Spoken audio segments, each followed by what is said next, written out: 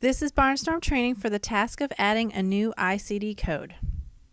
To get started, you want to make sure that you have selected a patient, and after selecting your patient, you can go up to the top of the screen under Selected Patient and make sure that you have the right patient selected. You can enter diagnosis codes on the current ICD screen within your visit note, or from the ICD history by clicking on the ICD history button here on your main menu. And both of these options will bring up the ICD history screen. In this scenario, I will add ICD codes for a new patient. Keep in mind that the ICD date for a start of care patient should match the date of the admission. Otherwise, the diagnosis codes will not appear on the 485 or OASIS. If the ICDs do not appear on the 485 or OASIS, it's probably because the date on the screen does not match the admission date. So for this patient, the admission date shows at the top of the screen, and under the ICD date, if this date is not the same as the admission date, you want to go ahead and click on the arrow to bring down the calendar, and then you want to click on the date that matches the admission date.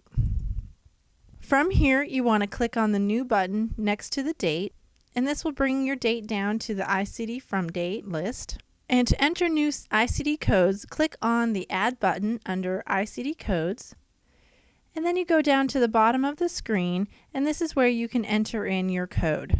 You have two choices when entering diagnosis codes. If you know the number, you can enter the number with no decimal points, and this will bring up a list of all the codes with that number in it, and then you can just scroll through. Then you can select the correct code from the list, or if you do not know the code, start typing one of the words of the diagnosis into the right blank. And then you can select which code you need. It's optional for you to specify the onset date of the diagnosis. If you don't have this information, you can leave the onset date as the admission date. The O indicates onset, and the E indicates exacerbation, and these indicators are optional. I recommend indicating the severity at the time that you enter the ICD codes. The reason for this is that the severity indicator is required on the OASIS. It will automatically pull into your OASIS, and this practice is recommended for uniformity of documentation. So you can go ahead and select which severity it is for this code. And once you've completed this ICD code, you can click on the Save and Add Another New Code on the right, and now your code will appear up in the box. I will add a few more ICD codes, and you can watch to familiarize yourself with this process. So I'm going to go down here and start typing in my code, and the on-site date is the same, and the severity I'm going to do 3, and hit Save and Add Another.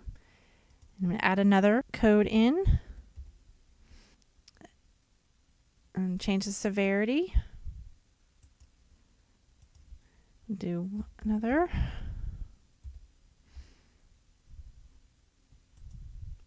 And let's do one more.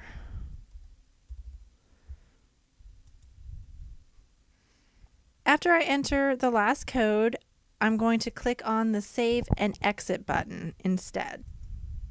And now you can see the list of all my codes for this date. I can change the order by clicking a code and then clicking on the Move Up or Move Down button.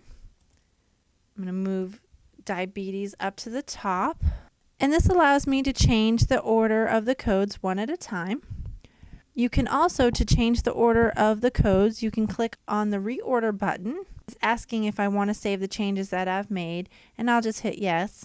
And it brings up another window that has all the ICD codes on the left, and you can click the codes in the order that you want them to appear, starting with the one that you want at the top of the list. So let's do the diabetes and the ulcer, urinary tract, and so on.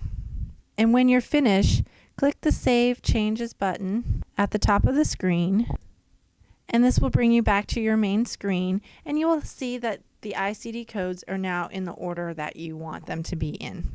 If the Save button at the top of the screen is red, this means that there are changes that you have not saved. If you leave the screen without clicking the Save button when it is red, your changes will not be saved. So you want to go ahead and click on the Save button when it is red. When a patient's condition changes, you'll add a new ICD date to indicate the date that the conditions changed. This way, you will have an accurate history of the patient's conditions over time. Because this ICD history is used on the 485 and the OASIS, this history is essential to the accurate diagnosis documentation. If you have an ICD coder in your office, the coder may correct the ICD codes. After the coder corrects the codes, the clinician may import them into the visit note. On OASIS visits, the current ICD code screen has an import button that will pull the codes from ICD history automatically. Therefore, if you have a coder on staff, the clinician may leave the ICD codes blank and the coder can communicate via messaging to let the clinician know that the codes are in the system. At that point, the clinician can open the visit note and import the ICD codes, which will pull the codes that the coder has entered. When the ICD codes are correctly listed, you may now click the Save button and leave the screen. And I'm just going to click on Exit to leave the screen.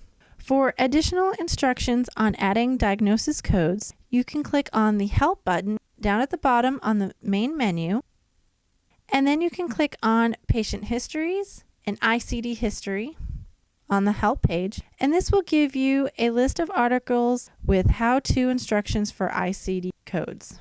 Click the article to see the instructions, and when you're done, just right-click on the article and click on the Back button, and this will bring you back to the list of articles. If you don't see the article you want, you can click on the Find More Answers here at the bottom of the list, and you will see more articles on this topic. If you click an article here on the Knowledge Base site, you will have options. If you scroll down, you can email an article, print an article, bookmark an article, and you can export a PDF which will save on your computer. And this concludes our training on adding diagnosis codes.